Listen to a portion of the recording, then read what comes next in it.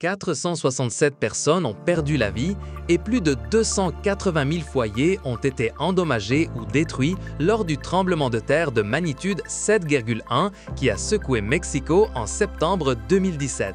Ce chiffre est choquant et nous fait immédiatement penser à la vulnérabilité de nos constructions et, plus crucial encore, à la préparation personnelle et familiale face à un événement sismique. La préparation est un outil fondamental qui peut faire la différence entre la vie et la mort et aussi entre la récupération rapide ou la dévastation prolongée. C'est vrai, et la première étape est toujours de savoir quoi faire au moment exact où le sol commence à bouger.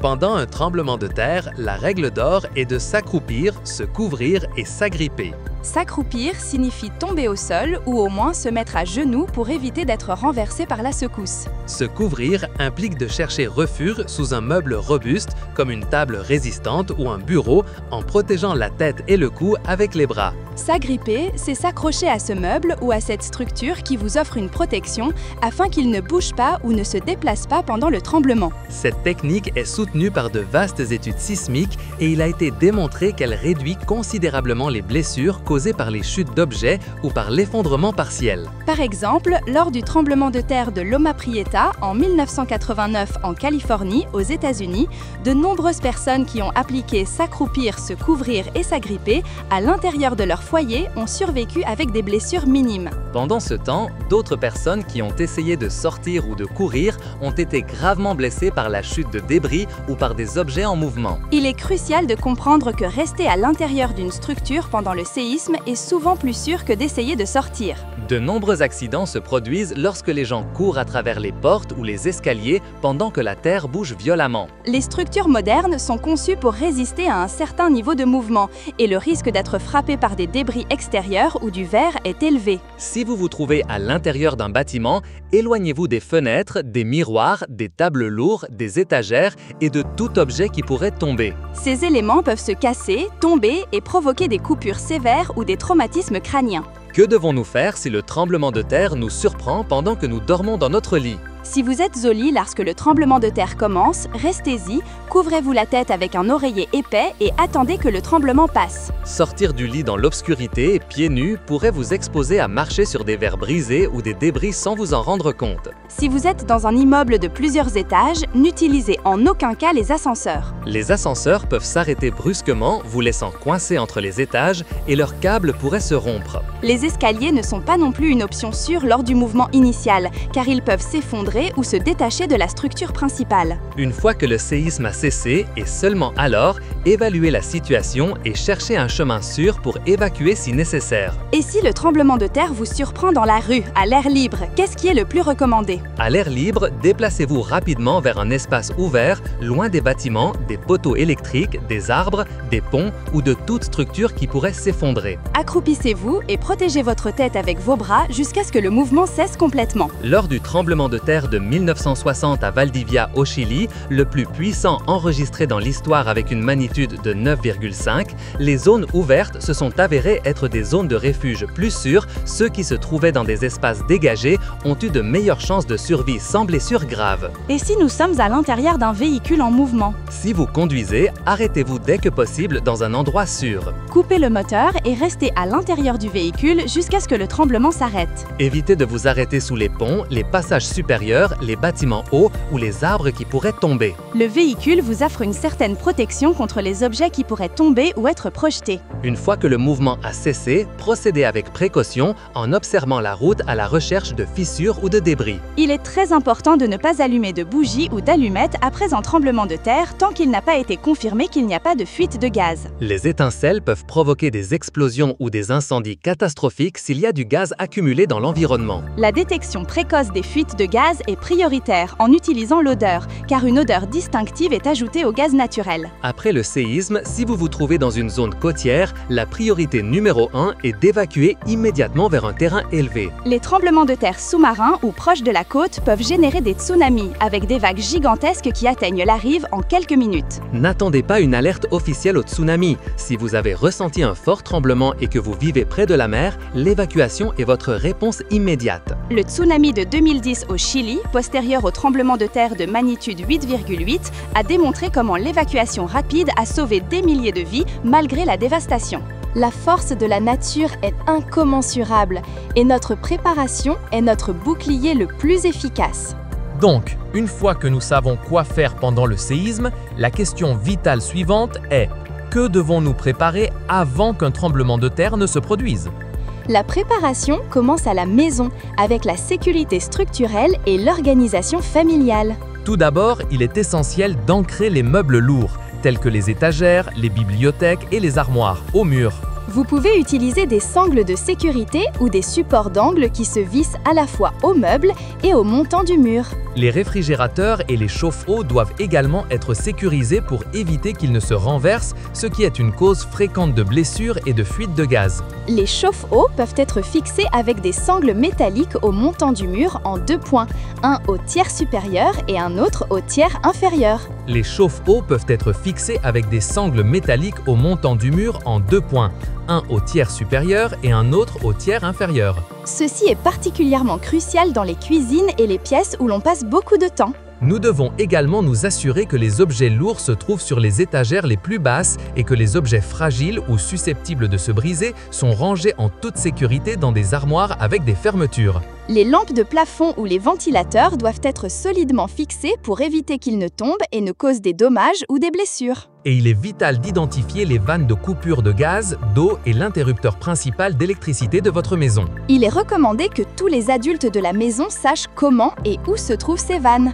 Le gaz doit être coupé immédiatement après un séisme si une fuite est suspectée, afin de prévenir les incendies ou les explosions. L'eau également, s'il y a des ruptures de canalisation pour éviter les inondations et la perte de cette ressource vitale. Et l'électricité doit être coupée pour prévenir les courts-circuits qui pourraient générer des incendies. La sécurité électrique est une priorité. En plus de la préparation physique de la maison, il est vital de développer un plan d'urgence familial. Ce plan doit inclure des points de rencontre prédéterminés, à la fois un près de la maison et un autre en dehors du quartier. Le point de rencontre proche peut être un parc ou un coin spécifique, tandis que le point de rencontre en dehors du quartier pourrait être la maison d'un membre de la famille ou d'un ami dans une autre partie de la ville. Il est important de désigner une personne de contact en dehors de l'État ou de la région. Pendant les urgences, les lignes téléphoniques locales peuvent s'effondrer en raison de la congestion, mais les appels longue distance sont souvent plus faciles à effectuer. Toute la famille doit avoir les numéros de téléphone d'urgence et le numéro de la personne de contact en dehors de la région notés dans un endroit sûr, peut-être dans le sac à dos d'urgence. Les copies de documents importants tels que les identifications, les assurances, les passeports, les actes de naissance et les titres de propriété doivent être dans un endroit accessible et à l'épreuve de l'eau. Cela peut être dans un dossier imperméable à l'intérieur du sac à dos d'urgence ou dans un coffre-fort petit et transportable. Avoir de l'argent liquide en billets de petite coupure est crucial, car les guichets automatiques et les systèmes de paiement électronique pourraient ne pas fonctionner après une catastrophe. Une quantité qui couvre au moins 3 à 5 jours de besoins de base est un bon point de départ. La connaissance de base des premiers secours est un autre pilier fondamental de la préparation. Savoir comment traiter les blessures, contrôler les hémorragies, immobiliser les fractures ou effectuer une réanimation cardio-respiratoire peut sauver une vie en attendant l'aide professionnelle. Envisagez de suivre des cours de premiers secours proposés par la Croix-Rouge ou des institutions similaires dans votre communauté. La préparation comprend également la présence d'extincteurs d'incendie à des endroits stratégiques de la maison, comme la cuisine et près des radiateurs. Il est important de savoir comment les utiliser et de vérifier régulièrement leur date d'expiration. L'installation et l'entretien de détecteurs de fumée et de monoxyde de carbone sont une mesure de sécurité passive vitale. Les détecteurs de fumée doivent être présents à chaque niveau de la maison, à l'intérieur et à l'extérieur des chambres. Les détecteurs de monoxyde de carbone sont essentiels si vous avez des appareils qui brûlent du combustible, comme les chauffe-eau à gaz ou les cuisinières. Les piles de tous les détecteurs doivent être vérifiées et remplacées au moins une fois par an. Ces petits dispositifs peuvent vous alerter de dangers invisibles qui surviennent après un séisme, comme des incendies naissants ou des fuites de monoxyde de carbone dues à des dommages aux canalisations. C'est un investissement minime qui peut faire une énorme différence. La communication est l'une des plus grandes difficultés après un grand tremblement de terre. Pourquoi est-il si compliqué de communiquer à ces moments-là? Les réseaux cellulaires sont rapidement saturés et les appels vocaux ne parviennent souvent à se connecter. Les SMS ont souvent plus de succès dans ces moments-là, car ils nécessitent moins de bande passante. Nous devons enseigner aux membres de la famille famille à privilégier les SMS aux appels pour communiquer qu'ils sont en sécurité. De plus, il est sage d'avoir un plan de communication alternatif, comme une petite radio à ondes courtes ou même un sifflet puissant pour signaler votre emplacement. Le tremblement de terre de Kobe en 1995 au Japon a démontré comment l'interruption des communications a énormément compliqué les opérations de sauvetage et le regroupement familial. Quelles autres formes de préparation pratique devrions-nous envisager pour notre foyer? Outre l'ancrage des meubles, il est essentiel d'avoir une réserve d'eau potable et d'aliments non périssables pour au moins 72 heures, idéalement pour une semaine. La réserve d'eau doit être d'au moins 4 litres par personne et par jour pour boire et pour une hygiène de base. Vous pouvez stocker l'eau dans des bouteilles scellées ou des bidons, en les faisant tourner tous les 6 mois pour assurer leur fraîcheur. Les aliments peuvent être des barres énergétiques, des conserves avec un ouvre-boîte manuel, des fruits secs et des aliments déshydratés. Il est essentiel qu'ils ne nécessitent pas de cuisson ou de réfrigération. La planification comprend également la pratique régulière d'exercices de simulation de tremblements de terre à la maison, à l'école et au travail. Tout comme les exercices d'incendie, la répétition aide à transformer les actions en réflexes. Un exemple clair de l'importance de ces exercices est le Japon, où la pratique constante a démontré qu'elle réduisait la panique et le nombre de victimes lors des tremblements de terre. La préparation au niveau communautaire est également un facteur qui contribue à la sécurité personnelle. Participer à des programmes de préparation aux situations d'urgence locales ou connaître vos voisins peut être très utile. Lors du tremblement de terre de 1985 au Mexique, la solidarité et l'organisation de voisinage ont joué un rôle crucial dans les premiers sauvetages avant l'arrivée de l'aide formelle. Maintenant, parlons de cet élément clé de la préparation. Que dois-je avoir dans mon sac d'urgence? Le sac d'urgence, également connu sous le nom de sac de 72 heures ou sac de survie, est votre bouée de sauvetage portable. Il doit contenir des éléments essentiels pour que vous et votre famille puissiez survivre et rester en sécurité pendant au moins 3 jours après une catastrophe, s'il n'est pas possible de rentrer chez vous ou si votre maison est endommagée. Le sac doit être léger, résistant à l'eau et facile à transporter. L'emplacement idéal pour le ranger est un endroit accessible, comme un placard près de la sortie ou sous le lit. Il ne doit pas se trouver au sous-sol ou dans un endroit où il est susceptible d'être piégé sous des décombres. Le premier élément indispensable est l'eau. Vous devez inclure au moins 4 litres d'eau par personne et par jour pour un minimum de 3 jours. Cela signifie 12 litres d'eau pour une seule personne, ce qui est considérable. Envisagez d'inclure des comprimés de purification d'eau ou un filtre à eau portable qui peut purifier l'eau de sources non potables. Les aliments non périssables sont le deuxième pilier. Optez pour des barres énergétiques à haute valeur calorique, des aliments lyophilisés, des biscuits salés, des fruits secs et des conserves. N'oubliez pas d'inclure un ouvre-boîte manuel si vous emportez des boîtes de conserve. Ces aliments doivent être légers, faciles à stocker et ne nécessitent pas de cuisson. Et il est crucial de vérifier les dates de péremption et de faire tourner les aliments tous les 6 mois. La trousse de premier secours est vitale.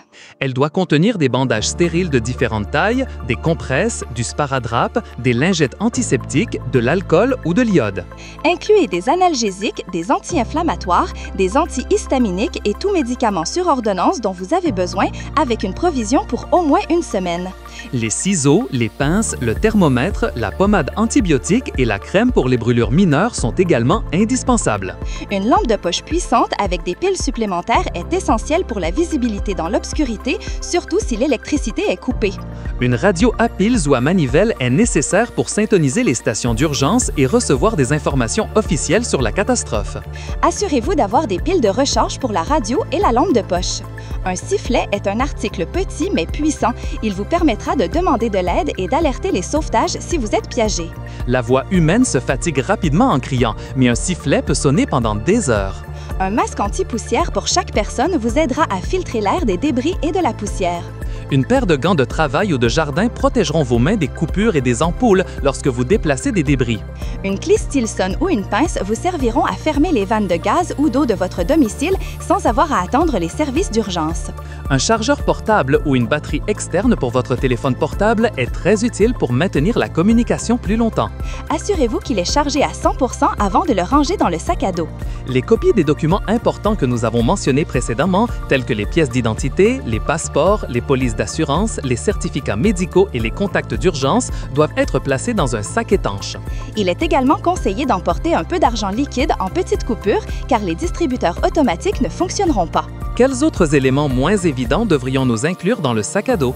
Le compressante, une lampe de poche, des piles supplémentaires, des articles débrossages et d'autres couvertures de survie. N'oubliez pas d'inclure de la viande, des aliments protéinés car ils sont essentiels. Réservez la moitié des bagages de vos enfants pour les amènements pédiatriques tels que les couches, le biberon, des babitouches et des médicaments de nourrisson. Un change de vêtements pour chaque personne, y compris des sous-vêtements et des chaussettes, adaptés à la saison et aux conditions climatiques. Les grands sacs poubelles peuvent servir à l'hygiène, comme abri temporaire ou pour recueillir l'eau de pluie. Des couvertures de survie ou des sacs de couchage légers pour chaque membre de la famille afin de rester au chaud en cas de devoir passer la nuit à l'extérieur. Les allumettes imperméables ou un briquet peuvent être utiles pour allumer un feu contrôlé dans un endroit sûr et autorisé.